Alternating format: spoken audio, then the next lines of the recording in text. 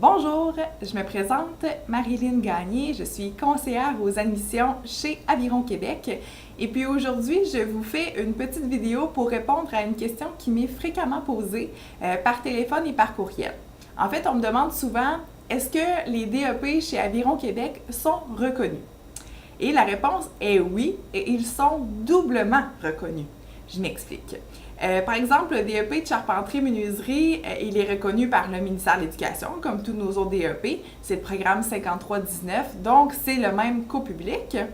Mais en plus d'être reconnu par le ministère de l'Éducation, les cours de la construction sont reconnus par la Commission de la construction du Québec.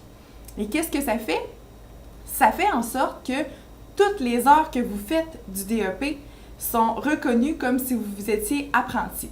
Alors, après avoir fait un DEP dans la construction, vous devez faire quelques heures avant de devenir compagnon. Par exemple, pour un électricien, vous devez faire 4 années de 2000 heures avant de devenir compagnon. En faisant un DEP, toutes les heures que vous faites, les 1800 heures du DEP d'électricité, sont reconnues sur vos années d'apprenti dans la construction. Alors, au lieu d'avoir 4 années à faire avant de devenir compagnon, vous en avez environ 3. Donc, ça va vraiment plus vite, étant donné que le DEP chez Aviron Québec en électricité est en 1 an au lieu de 2 ans au public.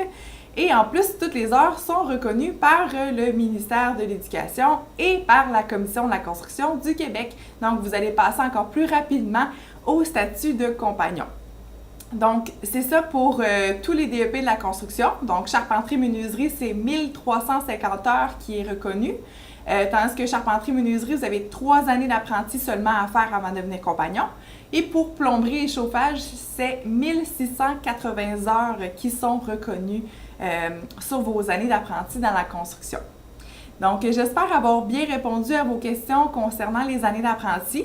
Je vais laisser un lien aussi avec la vidéo des fiches de la Commission de la construction du Québec pour ceux qui étaient plus ou moins à l'aise avec les années d'apprenti. Ça explique bien les années que vous avez à faire selon le corps de métier et le salaire qui est associé à chaque année d'apprenti dans la construction. Alors, merci de votre écoute et bonne journée à tous!